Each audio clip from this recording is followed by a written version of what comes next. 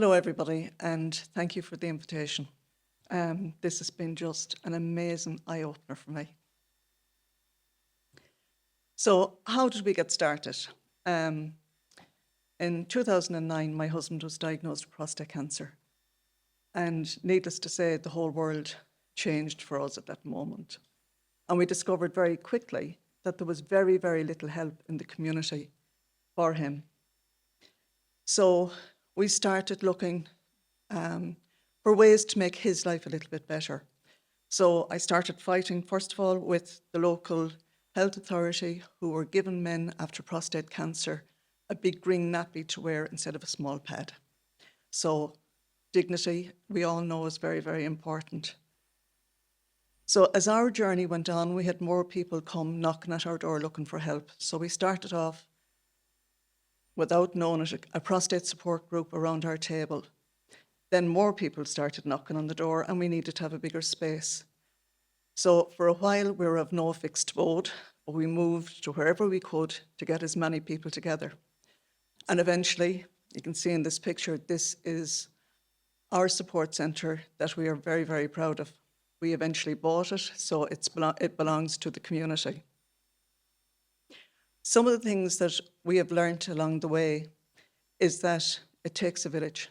It will never take one or two people to do what needs to be done. So we decided, what were the unmet needs? What do we need to do? So at our centre, we have 11 counsellors. We have numerous complementary therapies. So we do healing touch, Reiki, bioenergy, oncology reflexology, oncology massage.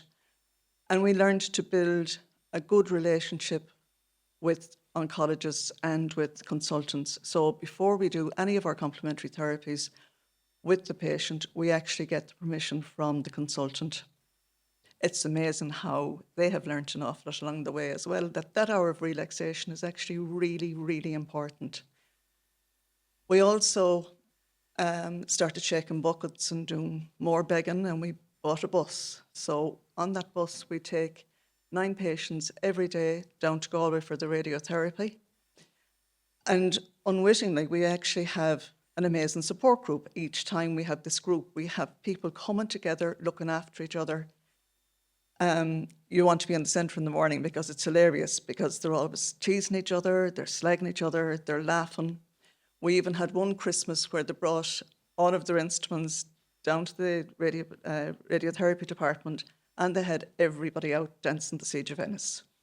So, it just builds community again. It just makes things so much better. We also have a gym, and we do research projects with anybody we can to make it better.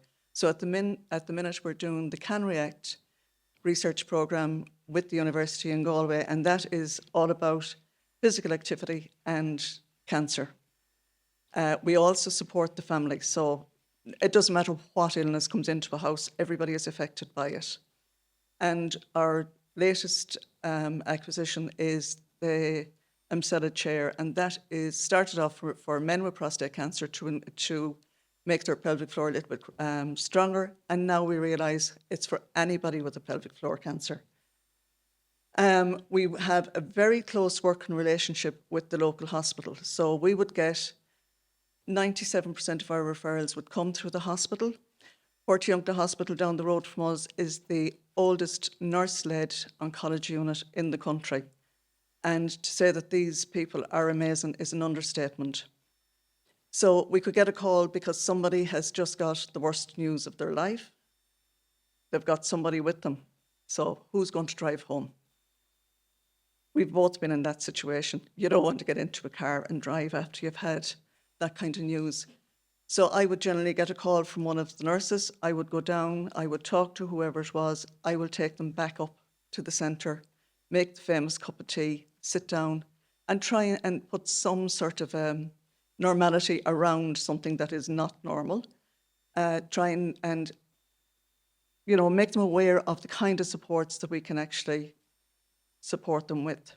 And I suppose to step back, we looked after my mum for 9 years, and it's been here today I realise I was working in palliative care and didn't even know it. But that whole thing of bringing the village together is so, so important. So I'm not going, I know that I can talk here about the Centre for hours. You don't need that. You've got an idea of what we do. I'm happy to be involved and help anybody or support whatever way I can along the way. And my take-home message is, those who say it can't be done are usually interrupted by others doing it. Do your little bit of good where you are. It is those little bits of good put together to overwhelm the world. And if it doesn't make the world better, just don't do it. Thank you.